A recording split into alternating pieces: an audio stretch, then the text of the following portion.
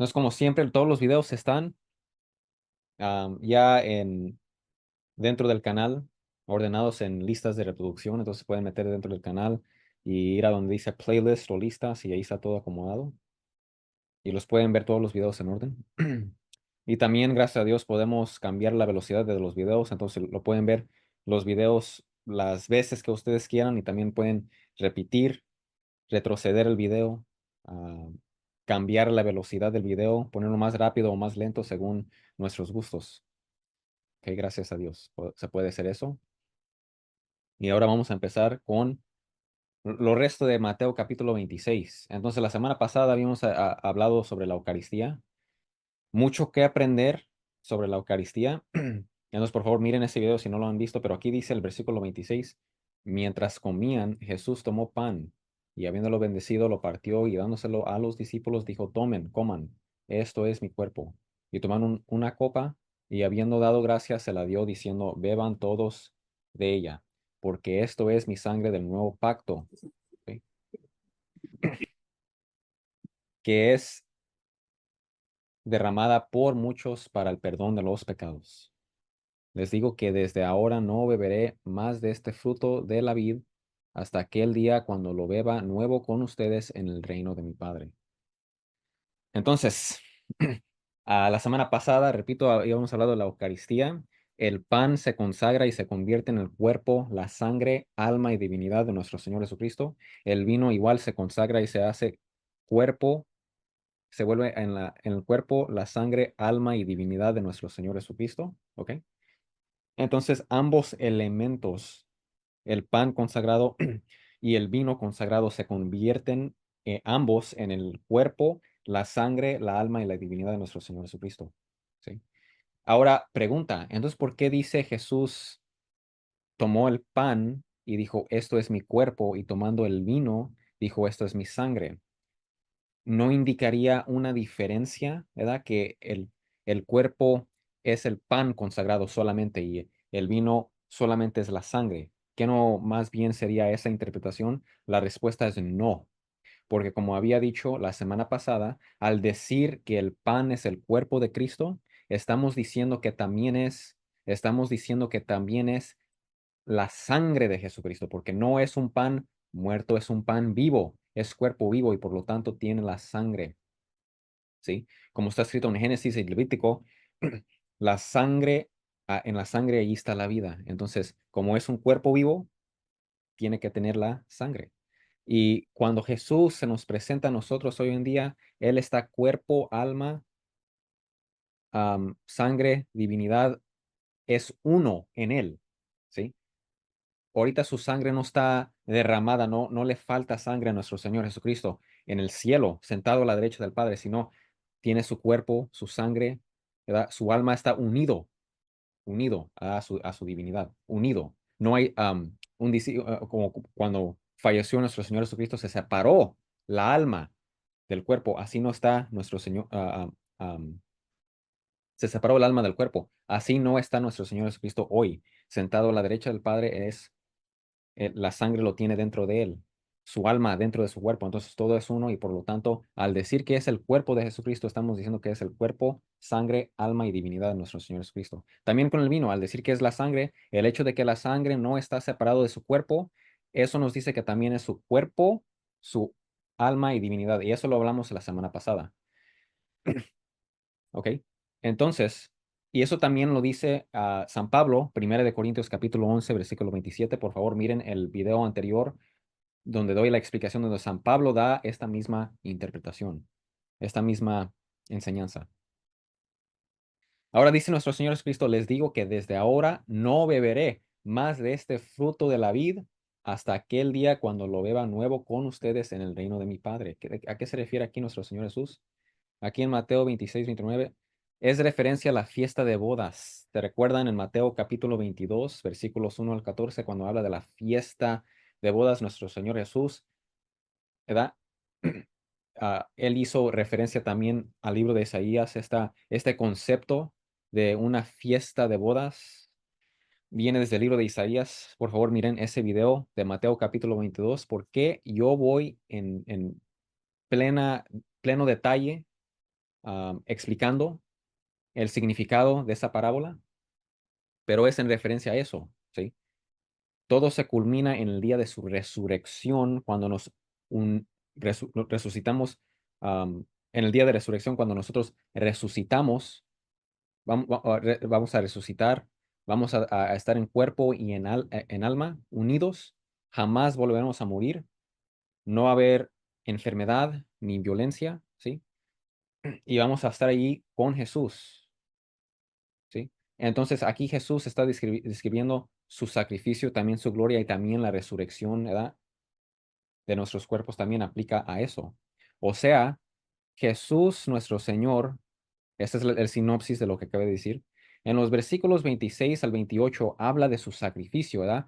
Este es el pan, perdón, este es mi cuerpo, ¿verdad? Lo quebró, lo partió el pan como símbolo de su cuerpo que va a ser quebrado, ¿sí? En la cruz. Y luego dice, veo mi sangre porque este es mi sangre del nuevo pacto. O sea, la sangre del nuevo pacto es la sangre que derramó nuestro Señor Jesús. Y por eso dice que es derramada por muchos para el perdón de los pecados. Habla de su sufrimiento, ¿sí? La sangre derramada. Y por lo tanto, en el versículo 29, como dice San Juan Crisóstomos, él dice que el versículo 29 ahora es una buena noticia, ¿ok? Entonces, Jesús agrega estas buenas noticias para mantenerlos firmes, ¿sí? Sí voy a sufrir, pero va a venir el día de mi resurrección, va a venir el día donde vamos a estar unidos y tú vas a estar también en glorificados, ¿sí? En el día de resurrección. Y el versículo 30 dice, y después de cantar un himno, salieron hacia el monte de Olivos. Entonces, después de la cena, ¿sí? Fueron perdón, cantaron un himno y salieron hacia el monte de los olivos. Entonces Jesús les dijo, esta noche todos ustedes se apartarán por causa de mí, pues escrito está, heriré al pastor y las ovejas del rebaño se dispersarán. O sea, va a ser atacado quien el pastor y las ovejas del rebaño se dispersarán. ¿Esto viene de dónde? Viene de Zacarías capítulo 13, versículo 7, escrito cientos de años antes del tiempo de nuestro Señor Jesús, siglos antes de los tiempos de nuestro Señor Jesús. ¿Qué dice el profeta Zacarías? Dice, despierta espada contra mi pastor, contra mi compañero, afirma el Señor de los ejércitos. Y de hecho, cuando dice mi compañero, se refiere a compañero en posición y naturaleza. O sea que el Hijo tiene la misma naturaleza y posición que el Padre porque Él es Dios Todopoderoso. Hiere al pastor para que se dispersan las ovejas y vuelva yo mi mano contra los pequeños. Jesús agarra este versículo y se lo aplica a él mismo diciendo, yo soy el buen pastor. Juan 10:11 lo dice Jesús. Yo soy el pastor y voy a ser atacado, pero ustedes van a ser, se van a dispersar, ¿sí? Ustedes se dispersarán, ¿ok? Entonces Jesús agarra esa profecía y se lo aplica a él mismo. Y dice, pero después de que yo haya resucitado, iré delante de ustedes a Galilea. Noten, otra vez, muestra su sufrimiento. Voy a sufrir, pero hay buenas noticias. Otra vez, repite una buena noticia después de decir la mala noticia. Voy a sufrir, pero no se preocupen, voy a resucitar. ¿Sí? Entonces, fíjense, San Pedro, lo que dice San Pedro en el versículo 33. Pedro le respondió, aunque todos se aparten por causa de ti, yo nunca me apartaré. Entonces, en vez de decir, bueno, Jesús, mi Señor, mi Maestro, Él lo está diciendo, tengo que creerlo. En vez de decir, Señor, ¿qué tengo que hacer? Dime qué tengo que hacer. En vez de decir eso, San Pedro dijo, nada, no va a pasar nada. ¿Cómo no? Yo no, yo jamás, Jesús. Yo jamás te voy a abandonar. Pero Jesús está diciendo, esto es lo que va a pasar, como está escrito. Y San Pedro dice, no, no, yo digo que no. Entonces, en vez de tener humildad y decir, ok, el Señor lo está diciendo, lo tengo que creer, déjale pregunto, ¿ahora qué? ¿Ahora qué hago, Señor? ¿Qué quieres que tú? ¿Tú qué quieres que yo haga? Versículo 33, ahora lo acabamos de leer. 34, Jesús le dijo, en verdad te digo que esta misma noche, antes que el gallo cante, me negarás 3 veces. Pedro le dijo, aunque tenga que morir junto a ti, jamás te negaré. Todos los discípulos dijeron también lo mismo, ¿sí? Entonces, en vez de creer, noten que anteriormente en la semana pasada, cuando Jesús les dijo, uno de ustedes me van a traicionar, se cuestionaron ellos mismos diciendo, bueno, Jesús lo está diciendo, tenemos que creerlo. Quizás soy yo, Señor, o soy yo, ¿verdad? Quien te va a traicionar. Pero ahora cambió las cosas un poco, en vez de decir, wow, lo está diciendo el Señor, lo tenemos que creer. En vez de decir eso, ahora cambiaron las cosas un poco o mucho, porque ahora están diciendo, no, no es cierto, Señor, eso no, no, no, no, eso no va a pasar, Señor, ¿cómo? Entonces el versículo 39. Oh, se me hace que me brinqué algo. Sí. Entonces, esta es una buena pregunta. ¿Por qué San Pedro y los demás apóstoles no creyeron las palabras del Señor? Sí. Ya dimos la respuesta. Muchas de las veces nosotros también escuchamos las palabras de nuestro Señor Jesucristo, las palabras de Dios y decimos, no, no, no, no, eso no, no, no, no. Nos tenemos que seguir y seguir el ejemplo de los santos y aprender también de las equivocaciones de nuestros santos, como los apóstoles, ¿verdad? San Pedro, ¿verdad? Y los santos apóstoles que también negaron esas palabras de Jesús diciendo, no, no, Señor, no, ¿cómo? ¿Cómo? No tienes razón cuando dices esto, porque no, no, tú no sabes, Señor, con quién estás hablando. Yo soy un discípulo fiel, ¿verdad? Pero hay que, en primer lugar, creer las palabras de Jesús y luego ya de allí actuar, sometiéndonos a las palabras de nuestro Señor. Jesús sí fue abandonado. En la cruz, ¿quién estaba allí? Oh, perdón. Jesús sí fue abandonado. Vamos a leer ahorita que Jesús va a ser abandonado. Y San Mateo lo va a mencionar. ¿Cómo se va a cumplir? Al pie de la cruz estaba María Santísima, nuestra Madre, María, la Madre de Jesucristo, nuestro Señor María estaba allí y otros seguidores de nuestro Señor Jesús también estaban ahí. No menciona a San José y esto nos lleva a creer que ya había fallecido. Entonces las personas dicen, oh, lo más probable es que había fallecido y por eso no se menciona a San José, que él está ahí con Jesús. En especial el hecho de que se acuerdan en la cruz, estando Jesús allí, le dice a San Juan que cuide a su mamá, María, ¿verdad? Entonces no tendría sentido si sigue vivo San José, porque San José la seguiría cuidando. Sus apóstoles no estaban ahí, excepto uno. ¿Quién era el que regresó? La oveja que regresó, ¿quién era? Bueno, lo que acabé de mencionar es el apóstol San Juan, sí. Entonces se dispersaron, pero uno regresó y estando ahí al pie de la cruz, le dijo, estando allí al pie de la cruz, le dijo nuestro Señor Jesús, he aquí tu madre, ¿verdad? María, tu madre. Versículo 36. Entonces Jesús llegó con ellos a un lugar que se llama Getsemaní y dijo a sus discípulos, siéntense aquí mientras yo voy allá y oro. Y tomando con él a Pedro y a los dos hijos de Zebedeo. ¿Quiénes son los dos hijos de Zebedeo? El apóstol San Juan y su hermano Santiago, Santiago el mayor. Igual como en la transfiguración, Jesús se transfiguró delante de ellos, esos tres. Otra vez aquí Jesús escoge a ellos tres. Comenzó a entristecerse y angustiarse. Entonces les dijo, mi alma está muy afligida hasta el punto de la muerte. Quédense aquí y velen junto a mí. Entonces Jesús aquí está sufriendo dolor según su humanidad. Acuérdense, Jesús es Dios y siempre era Dios y siempre será Dios, pero hace 2000 años se hizo carne, ¿verdad? Y obtuvo dos naturalezas. Ahora tenía su naturaleza divina que aún tiene y siempre tendrá y que tuvo desde siempre, la naturaleza divina, porque Él es Dios. Y hace 2000 años se encarnó y asumió una naturaleza humana, se hizo hombre. Entonces, según la carne, Él está sufriendo, Él está en angustia, está sufriendo igual que un hombre estos dolores, esta agonía. ¿verdad? Ese dolor, porque Él sabe lo que va a sufrir. Y estando allí en ese lugar, se puede ver mucho de, mucho de lo alrededor, ¿sí?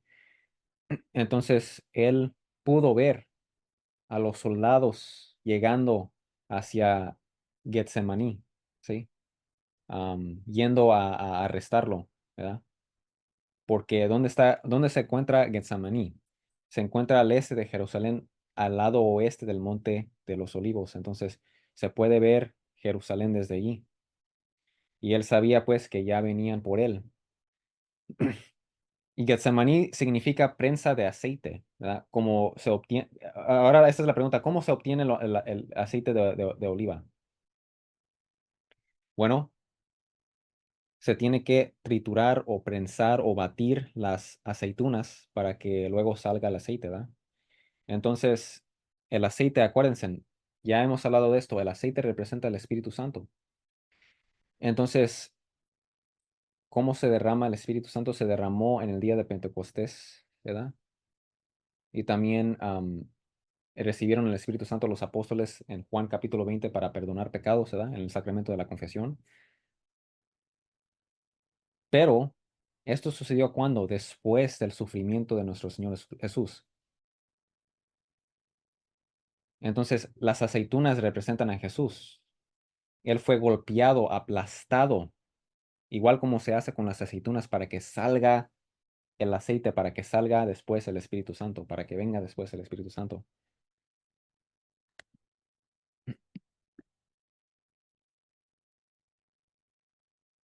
Y ahora dice nuestro Señor Jesús en el versículo 42, apartándose de nuevo, oró. No, versículo 39, lo brinqué de nuevo. Y adelantándose un poco, cayó sobre su rostro, orando y diciendo, Padre mío, si es posible que pase de mí esta copa, pero no sea como yo quiero, sino como tú quieras. Y ahora está la pregunta, entonces ahí Jesús, ¿qué está diciendo? ¿Está dudando del poder de Dios? ¿Está dudando del plan divino? ¿Está dudando? No, no está dudando. No está en duda.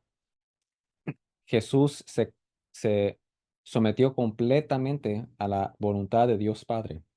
Ahora, vamos a ir a fondo a lo que significa esto, ¿ok? Jesucristo, nosotros sabemos que Él es el Hijo de Dios. Entonces creemos en la Santísima Trinidad, un solo Dios. Dios es tres divinas personas, el Padre, el Hijo y el Espíritu Santo. Dios Padre no es el Hijo y no es el Espíritu Santo tampoco. Y el Hijo no es el Espíritu Santo. Son tres personas realmente distintas. Jesús es la segunda persona de la Santísima Trinidad. Él es el Hijo, Dios Hijo. Él es el Hijo de Dios, o sea, el Hijo de Dios Padre. Como Hijo eterno de Dios, Él no fue creado, sino que existió desde la eternidad junto al Padre y al Espíritu Santo. Y entonces existió siempre con ellos junto al Padre y el Espíritu Santo. Y como hemos hablado hace unas sesiones, Dios Padre es Padre eterno. Él era Padre desde siempre y por lo tanto siempre existía el Hijo, porque para ser Padre necesitas tener un hijo. ¿Ok? Y si eres padre espiritual, tienes que tener hijos espirituales, ¿verdad? De todos modos, tienes que tener hijos o un hijo. Hace 2000 años asumió carne humana, si nosotros creemos eso, como está escrito en el Evangelio de San Juan. Juan 1:14, el verbo se hizo carne, se hizo hombre. Esta es la unión hipostática. ¿Qué es la unión hipostática? Quizás si han leído libros de teólogos o han escuchado discursos que han tenido los teólogos, quizás han escuchado esta palabra o estas dos palabras, la unión, o tres palabras, la unión hipostática. Esto quiere decir que Jesús es una sola persona. Él es una sola persona divina. No es dos personas, no es persona humana y divina, no. O sea que no es una persona humana y una persona divina, porque eso sería dos personas, sino que Él es una persona divina que asumió una naturaleza humana. Hay diferencia entre persona y naturaleza. Jesús es una sola persona, pero con dos naturalezas. naturaleza humana y naturaleza divina. Por eso a Jesús se le llama el Dios hombre o Dios encarnado, ¿sí? O sea, por eso le decimos a Jesús Dios y hombre verdadero, ¿ok? Porque era y sigue siendo Dios y hombre, ¿ok? Dos naturalezas, aunque es una sola persona Jesús. La voluntad am, está ligada a la naturaleza, es decir, la voluntad viene o está conectada con la naturaleza, ¿ok? Entonces, ¿qué quiero decir con esto? Nosotros somos seres humanos, esa es nuestra naturaleza humana, por lo tanto tenemos una voluntad humana, ¿ok? Una voluntad creada, una voluntad humana. La Santísima Trinidad, un solo Dios, y por lo tanto existe una sola naturaleza divina, compartida por el Padre, el Hijo y el Espíritu Santo. Y como hay una sola naturaleza divina, esto quiere decir que existe una sola voluntad divina. No tres voluntades divinas, una sola voluntad divina, porque es según la naturaleza. Y hay una sola naturaleza divina y por lo tanto hay una sola voluntad divina. Entonces, ahora aquí está la pregunta. Si Jesús es una sola persona, pero tiene dos naturalezas, si Jesús, nuestro Señor, tiene dos naturalezas, ¿cuántas voluntades tiene? ¿Una sola naturaleza o dos, perdón, una sola voluntad o dos voluntades? ¿Cuántas voluntades tiene Jesús? Pues tiene dos, porque tiene dos naturalezas. Tiene naturaleza humana y naturaleza divina, y por lo tanto también él tiene una voluntad divina, la voluntad divina, ¿sí? Él posee la voluntad divina, pero también él tiene una voluntad creada humana, según, según su naturaleza humana. ¿Ok? Es todo. Entonces, la última cosa que voy a decir en cuestión de esto es que la divina voluntad de Jesús es numéricamente una con la del Padre y el Espíritu Santo. Es decir, lo voy a repetir prácticamente. La naturaleza divina es una compar- compartida por el Padre, el Hijo y el Espíritu Santo y por lo tanto, la voluntad divina es una también. Y la posee el Padre, el Hijo y el Espíritu Santo. Esa única voluntad divina. ¿Sí? Entonces, la divina voluntad del Hijo es lo mismo, es la misma voluntad divina del Padre y del Espíritu Santo. Pero la voluntad humana de Jesús, ahí es donde hay distinción entre la voluntad humana de Jesús y la voluntad divina. ¿Sí? Son dos voluntades diferentes. Una es creada y la otra es divina. ¿Ok?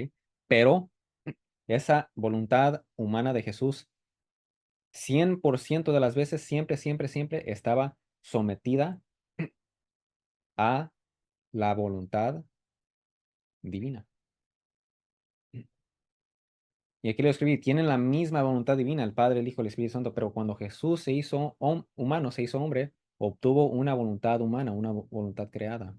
Desde que Jesús se convirtió en un verdadero hombre, debemos decir que obtuvo una voluntad divina, o perdón, una voluntad humana, ya que la facultad o el poder de querer o de tener la voluntad humana, eso es integral al ser humano. Entonces, el hecho de que Jesús se hizo un hombre verdadero, esto quiere decir que necesita tener una voluntad humana, ¿sí? Porque eso es algo integral de los humanos. Si no, ¿cómo podemos decir que se hizo hombre de verdad? Entonces, esta voluntad humana de Jesús estuvo siempre en submisión a la voluntad divina. Y esto también lo dice los padres de la iglesia. Aquí les voy a mostrar dos ejemplos, a Máximo el Confesor. Dice, no hay oposición, es decir, no hay contradicción. No se contradice ni el Hijo ni el Padre. Aunque él mantiene todo el tiempo la diferencia entre las dos naturalezas, o sea, Jesús tiene esas dos naturalezas, naturaleza humana y naturaleza divina, de las cuales, en las cuales y por las cuales Él es por naturaleza. Por lo tanto, habiéndose hecho semejante a nosotros, por nosotros, él lo hizo por nosotros, Él se hizo hombre por nosotros, para morir por nuestros pecados y salvarnos, ¿sí? Invocó humanamente a su Dios y Padre. Entonces está invocando aquí, está orando a Dios, está diciendo, Señor, si es posible que pase esta cosa, pero que no se haga mi voluntad, sino la tuya. Esto es según la carne, porque Él es humano. ¿Sí? Y por eso invocó según su humanidad, ¿sí? A su Dios y Padre. Cuando dijo, no prevalezca lo que yo quiero, sino lo que tú quieras, ¿verdad? Lo acabamos de leer, Mateo 26:39. Por cuanto, siendo Dios por naturaleza, Jesús también en su humanidad tiene como su voluntad humana el cumplimiento de la voluntad del Padre, o sea que siempre está en sumisión a la voluntad divina. ¿Sí? Como lo ha dicho nuestro Señor Jesús con Juan 4:34, ¿verdad? Mi comida es ser la voluntad de aquel quien me mandó, Jesús. Perdón, el Dios Padre, ¿verdad? Mandó a Jesús. Por esto, considerando las dos naturalezas de las cuales, en las cuales y de las cuales era su persona, se le reconoce capaz tanto de querer como de efectuar nuestra salvación. Él quería nuestra salvación, pero él también puso en acción sus obras para que recibamos esa salvación de Él. ¿Cómo Dios aprobó esa salvación junto con el Padre y el Espíritu Santo? Entonces Jesús, como Dios, siendo Dios, aprobó ese divino plan junto con el Padre y el Espíritu Santo. Y como hombre, por causa de esa salvación, se hizo obediente a su Padre hasta la muerte y muerte en la cruz. Él logró esta gran hazaña de la economía de la salvación por nosotros a través del ministerio, perdón, a través del misterio de su encarnación. Pues lo hizo por medio de hacerse hombre, pero su voluntad humana siempre estaba en submisión a la voluntad de, a la voluntad divina. San Máximo, el confesor, también dice,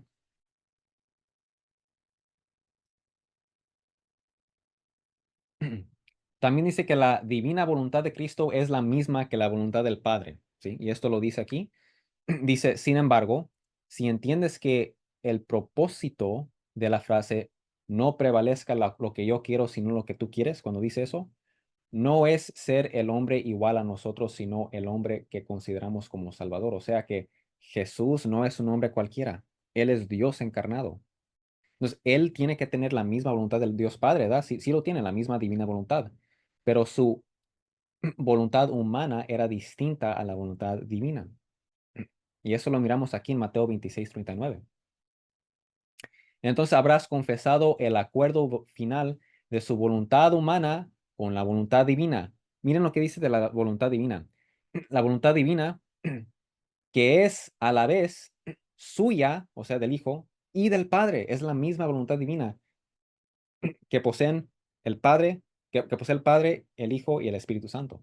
La misma voluntad divina.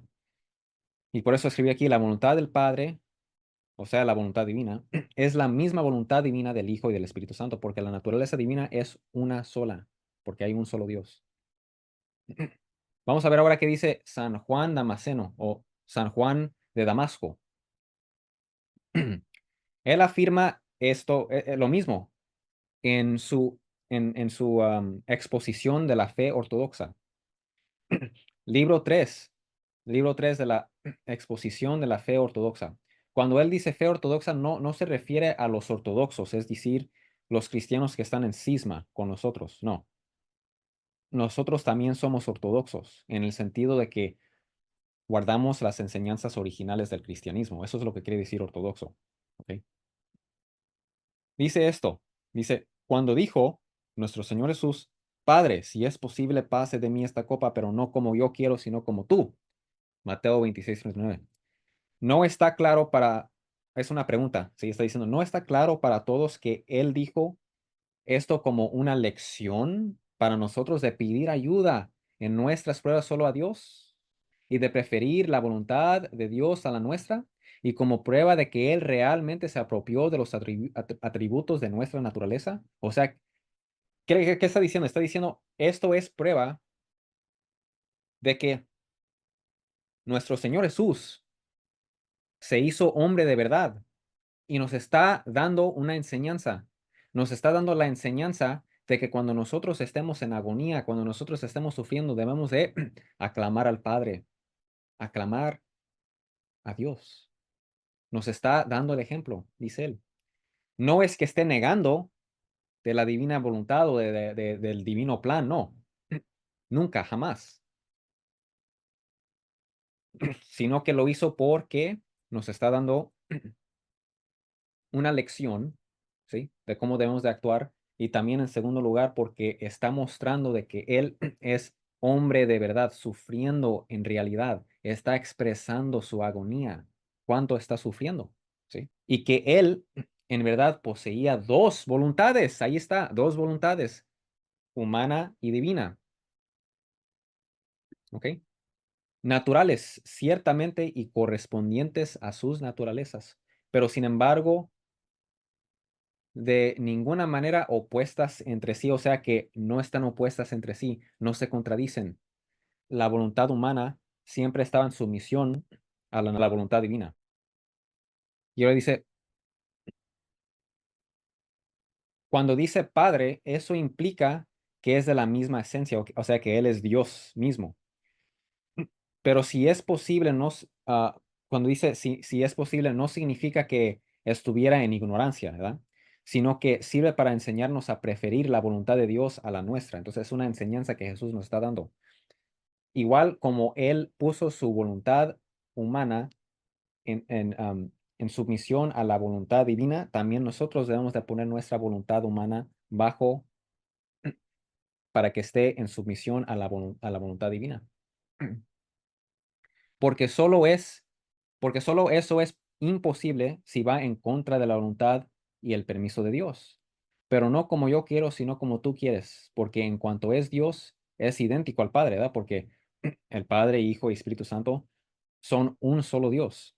Mientras que en cuanto es hombre, manifiesta la voluntad natural de la humanidad, ¿sí? Porque él era verdadero hombre, porque es esto lo que naturalmente busca escapar de la muerte. O sea que es natural que un hombre no quiera sufrir. Y eso es lo que está expresando nuestro Señor, porque Él era verdadero hombre.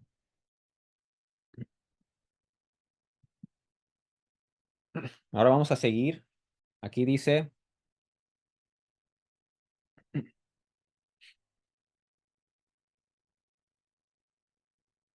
entonces vino Jesús a los discípulos y los halló durmiendo. Y dijo a Pedro, ¿con qué no pudieron velar una hora junto a mí? Velen y oren para que no entren en tentación. El espíritu está dispuesto, pero la carne es débil. Y esa es la enseñanza también de la semana pasada. Si nosotros pensamos según la carne, no vamos a creer en la Eucaristía, no vamos a creer en Jesús. Debemos de cooperar con el Espíritu Santo para ser guiados bien.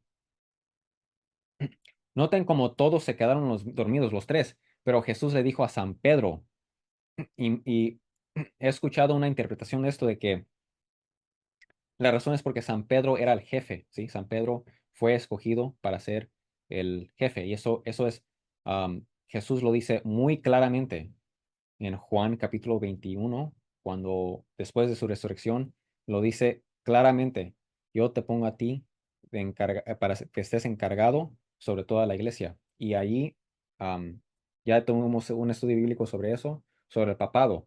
Busquen ese video en el canal.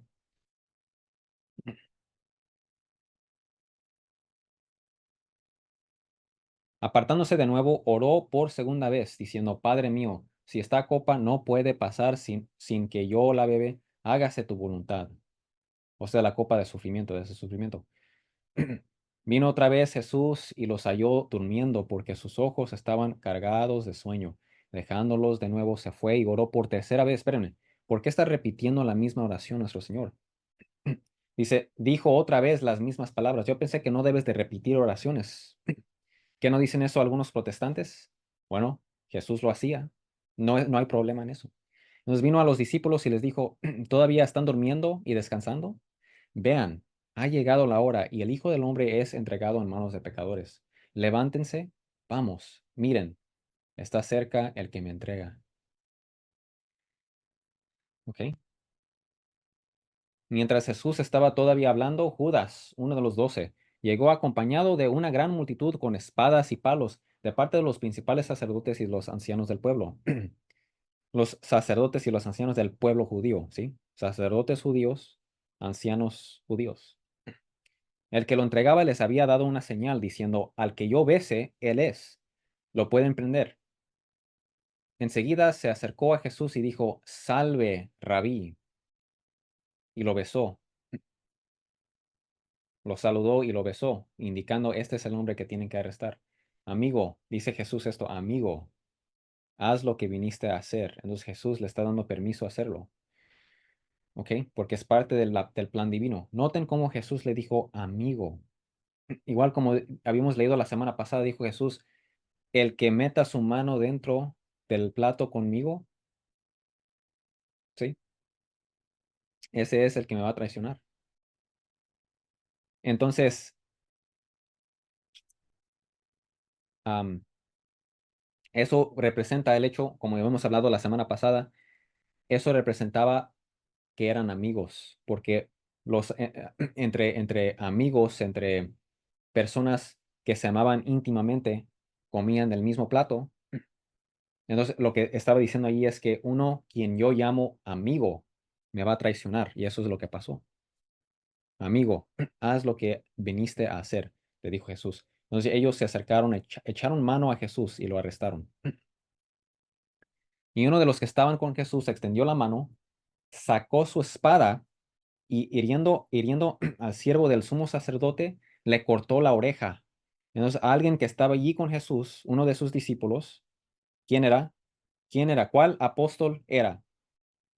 Ustedes saben cuál apóstol de Jesús fue quien, quién era el que sacó la espalda y le mochó la oreja a, al siervo del sumo sacerdote? Fue San Pedro, sí, San Pedro.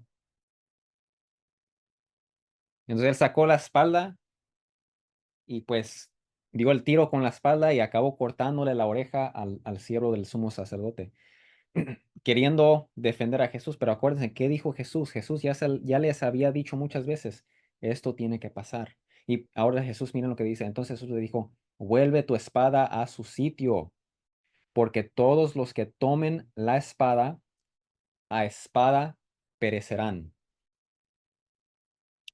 Entonces, ¿qué quiere decir con esto nuestro Señor Jesús? Que no se debe de defender uno o qué está pasando aquí. Es que, acuérdense, acuérdense, eso era la parte de la revelación de Dios. Eso era parte del plan divino que Jesús iba a sufrir. Y ahora San Pedro está yendo en contra de ese plan divino. Ese era el problema. Entonces, el problema es mal usar la espada, mal usar esas herramientas. Cuando lleguemos al Evangelio de San Lucas, primeramente Dios, vamos a ver qué dice eh, aquí Jesús. Lucas 22, versículos 35 al 36 y también el versículo 38 dice, luego Jesús dijo a todos, cuando los envié a ustedes sin monedero, ni bolsa, ni sandalias, ¿acaso les faltó algo? Nada, respondieron. Entonces les digo, ahora en cambio, el que tenga un monedero, que lo lleve. Asimismo, el que tenga una bolsa y el que no tenga espada, que venda su manto y compre una. ¿Por qué van a comprar espada? Mira, Señor, le señalaron los discípulos, aquí hay dos espadas. Basta, les contestó. Muchos interpretan esto como señal de que sí está bien defenderse. El problema es mal usar, Sí, porque la espada no es para saludar a las personas, la espada es para defenderte. Entonces, el problema es ir en contra de la voluntad de Dios. Y aquí San Pedro iba en contra de la voluntad de Dios, porque parte del plan divino era que Jesús iba a padecer eso, y ahora San Pedro va en contra de esto. ¿Sí? Y ahora muchos se preguntan, bueno, y San Agustín hizo esta pregunta, por qué dice aquí que los que tomen la espada, perdón, a espada perecerán? Hay personas que toman la espada y viven de la espada mal usando la espada y mueren por otras causas, dice San Agustín. Y luego dice entonces, ¿qué es la respuesta? Bueno, la respuesta es que se refiere a su propia espada. El que vive de la espada sin el arrepentimiento, con su misma espada, perecerá. Por su misma espada, perecerá. Y esto viene de Salmo 37. Pero su propia espada, está hablando de los malvados, dice, por su propia espada les atravesará el corazón. Más vale lo poco de un justo que la abundancia de muchos malvados. ¿Sí? Entonces se refiere a la propia la propia espada de la persona.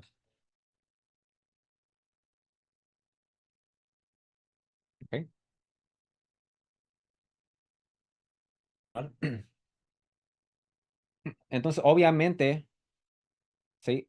La, la persona que viva mal usando la espada, pues por su propia espada va a ser condenado, va a sufrir debido a su propia espada. Entonces, el problema es mal usarla como San Pedro lo está usando aquí, porque Jesús ya había dicho en Mateo 20:18, Mateo 20:28, da muchos ejemplos puedo mostrar, donde ya había revelado que parte del plan divino era que él tenía que padecer eso. Ahora vamos a seguir, ya me lo acabamos aquí.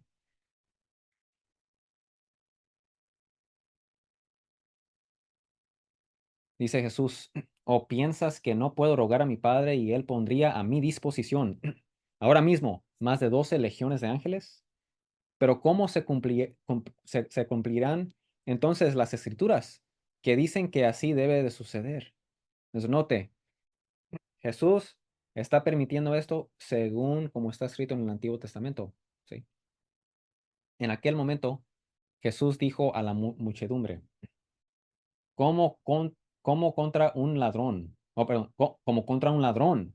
Han salido con espadas y palos para asegurarse que me arrestaban. O sea, está diciendo Jesús, me están tratando como un ladrón, ¿sí? Cada día me sentaba en el templo. Cada día me sentaba en el templo para enseñar y no me prendieron, ¿sí? Ahí no me arrestaron, ahí no decían que había problema. Pero todo esto ha sucedido para que se cumplan las escrituras de los profetas, ¿sí? La semana que viene, primeramente Dios, vamos a leer profecías de esto. Entonces todos los discípulos lo abandonaron y huyeron. Ahí es donde se cumplió lo que dijo Jesús anteriormente, todos ustedes me van a abandonar. Y así es como pasó. Se dispersaron. Los que prendieron a Jesús lo llevaron ante el sumo sacerdote Caifás, donde estaban reunidos los escribas y los ancianos.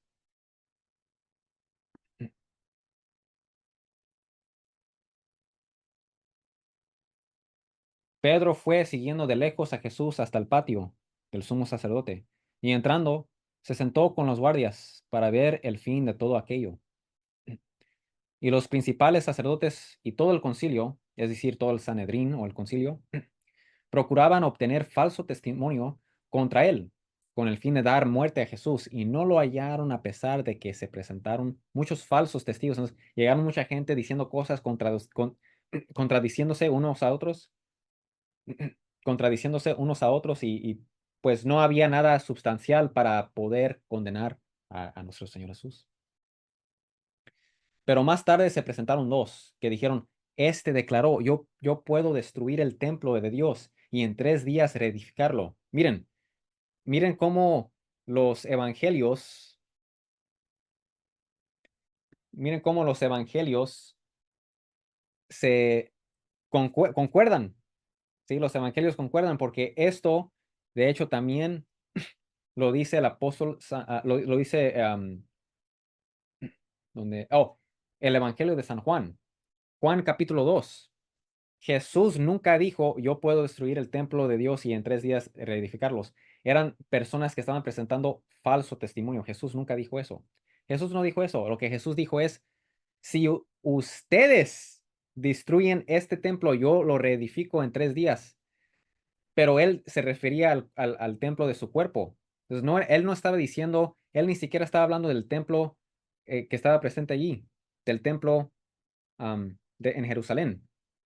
En primer lugar, se refería a su templo. En segundo lugar, él no se refería a él mismo destruirlo, él se refería a las personas que estaban allí. Si ustedes destruyen este templo, no que él no que él lo puede destruir y luego reedificarlo. Le dice, si ustedes lo destruyen, yo lo reedifico en 3 días.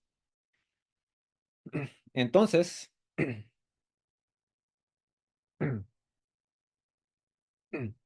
entonces el sumo sacerdote,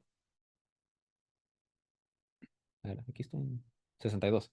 Entonces el sumo sacerdote, levantándose, le dijo, ¿no respondes nada? ¿Qué testifican estos contra ti? Noten cómo Jesús no se defendía. Versículo 62 de nuevo. Entonces el sumo sacerdote, levantándose, le dijo, ¿no respondes nada? ¿Qué testifican estos contra ti?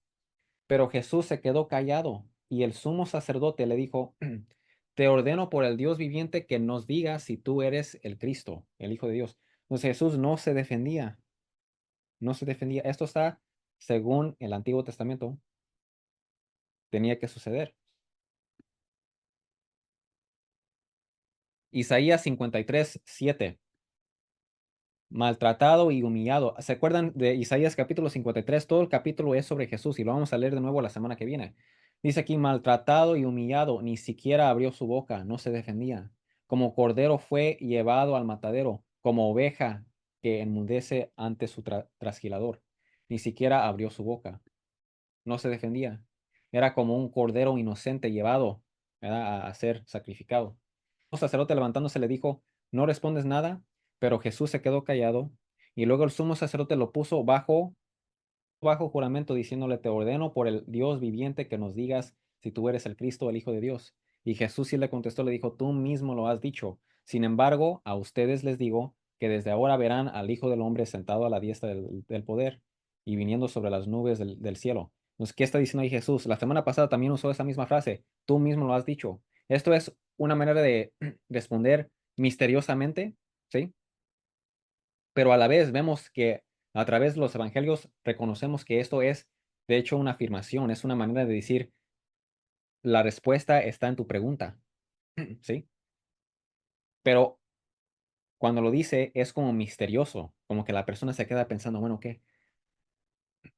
Pero Jesús va a aclarar y va a decir, sí, yo soy el Cristo, soy el Hijo de Dios. Miren, dice, a ustedes les digo que desde ahora verán.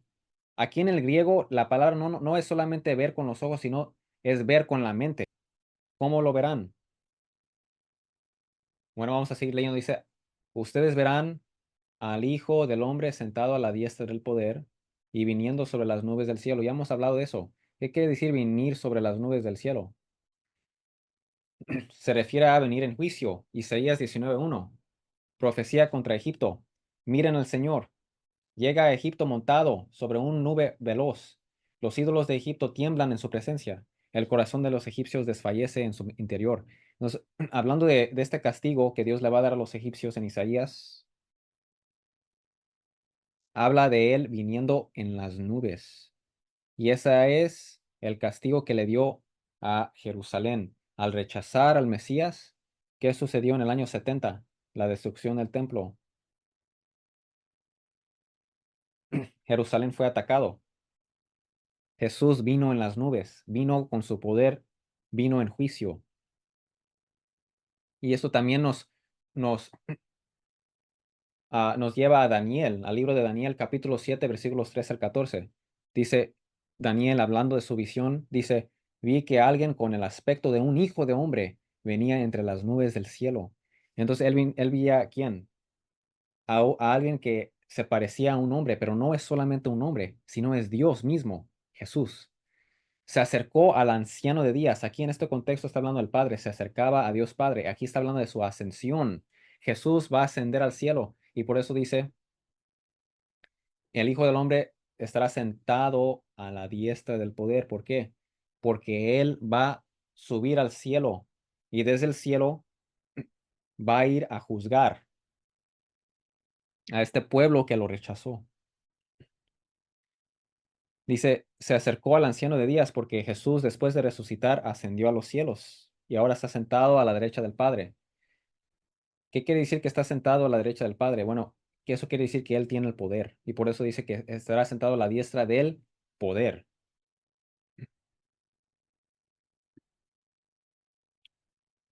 Dice, fue llevado a su presencia y se le dio autoridad, poder y reino.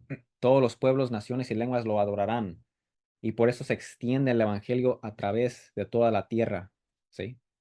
Su dominio es eterno y no pasará. Esto es otro para refutar a los mormones. El dominio, la iglesia, el imperio que construyó nuestro Señor Jesús, el reino que construyó nuestro Señor Jesús, es para siempre, no tiene fin. Su reino jamás será destruido. Él recibió a los pueblos, todos los que lo adoran, porque Él es Dios Todopoderoso y su dominio es eterno. Está sentado a la derecha del Padre, igual que como está escrito perdón, 1000 años antes del tiempo de nuestro Señor Jesús, en los Salmos. Salmo 110. Así dijo el Señor, o sea, Dios Padre, a mi Señor, el Hijo. Siéntate a mi derecha hasta que ponga a tus enemigos por debajo de tus pies. Está sentado a la derecha del Padre. La semana que viene vamos a hablar también de cómo el Evangelio de San Mateo fue escrito antes del año 70. ¿Ok? Nomás para que sepan. Nada más voy a leer estos dos versículos y luego ya acabamos. Entonces el sumo sacerdote rasgó sus vestiduras, lo cual no estaba permitido según Levítico capítulo 21.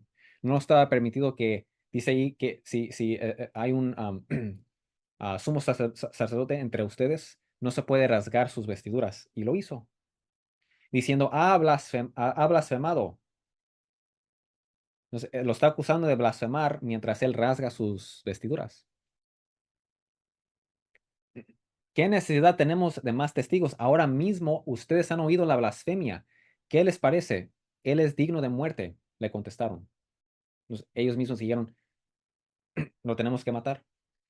Entonces le escupieron en el rostro, le escupieron la cara y le dieron puñetazos y otros lo abofetaban y le decían, adivina, Cristo, que quiere decir Mesías, adivina, Mesías, ¿quién es el que te ha golpeado? Se burlaban de él, lo golpeaban diciéndole, ¿quién te está golpeando si tú sabes adivinar? Noten que esto nos lleva a Isaías, capítulo 50, escrito 700 años antes del tiempo de nuestro Señor Jesús. Dice, ofrecí mi espalda a los que me golpeaban, mis mejillas a los que me arrancaban la barba. Arrancar la barba quiere decir insultar. Entonces lo insultaban, lo golpeaban ante las burlas y los escupitajos, es decir, escupían, lo escupieron, se burlaban de él, lo insultaban, lo golpeaban. No escondí mi rostro. Por cuanto el Señor y Dios me ayuda, no seré humillado. Por eso endurecí mi rostro como el pedernal y sé que no seré avergonzado. Eso es la mentalidad que nosotros debemos de tener. Y así lo vamos a finalizar este estudio bíblico. Jesús sí sufrió, pero él tenía siempre en su mente esa voluntad divina, cumplir la voluntad de Dios Padre. Y él sabía que al fin del día iba a ser glorificado. Cuando nosotros estemos sufriendo, podemos ofrecer nuestros sufrimientos para las personas de nuestra iglesia, para las personas que sufren de enfermedades, a las ánimas del purgatorio, para nuestros hermanos que no se quieren arrepentir. Podemos ofrecer nuestros sacrificios de esa manera. Sí, de esa manera. Y eso está en Colosenses 1:24. Dice San Pablo, ahora me alegro en medio de mis sufrimientos, se alegra en medio de sus sufrimientos. ¿Por qué? Por ustedes y voy completando en mí mismo, en mis sufrimientos, lo que falta de las aflicciones de Cristo en favor de su cuerpo, que es la iglesia. Entonces yo estoy sufriendo y uno mis sufrimientos a las aflicciones, los sufrimientos de Jesús. Jesús sufrió por nosotros, pero su voluntad es guardar espacio también para nosotros, para unir nuestros sufrimientos a Él, para ofrecerlo para los demás.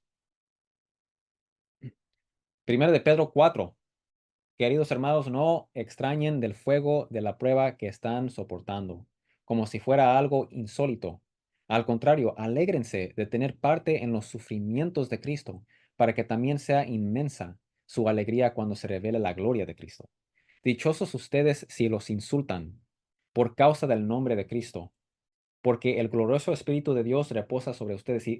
Si los atacan por creer en Jesús, eso indica que ustedes tienen el Espíritu de Dios. Que ninguno tenga que sufrir por asesino, ladrón o delincuente, ni siquiera por entrometido. Es decir, si van a sufrir, que sea por buena causa, que no sea porque son asesinos o ladrones, sino que sea por la gloria de Dios, porque guardan el nombre cristiano. Pero si alguien sufre por ser cristiano, que no se avergüence, sino que alabe a Dios por llevar el nombre de Cristo, porque es tiempo de que el juicio comience por la familia de Dios. Y si comienza por nosotros, ¿cómo será el fin de los que se rebelan contra el Evangelio de Dios? Más sufrirán las personas que nos insultan, ¿sí? Nos atacan, nos maltratan. Si el justo a duras penas se salva, ¿cómo quedarán el impío y el pecador? Así pues, los que sufren según la voluntad de Dios, confíen en su fiel Creador y sigan practicando el bien. Ahora, por último, este versículo. Dice el primer Papa San Pedro, esto es para ustedes motivo de gran alegría, a pesar de que hasta ahora han tenido que sufrir diversas pruebas por un tiempo. El oro, aunque perecedero, se acrisola al fuego, se pone en el fuego para que esté más puro. Así también la fe de ustedes, que vale mucho más que el oro, al ser acrisolado, ¿verdad? Por medio del fuego, por medio de las tribulaciones y los sufrimientos, por las pruebas, demostrará que es digna de aprobación, gloria y honor cuando Jesucristo se revele. Recibirán esa gloria, honor, aprobación. ¿Sí? Entonces, no pierdan la fe.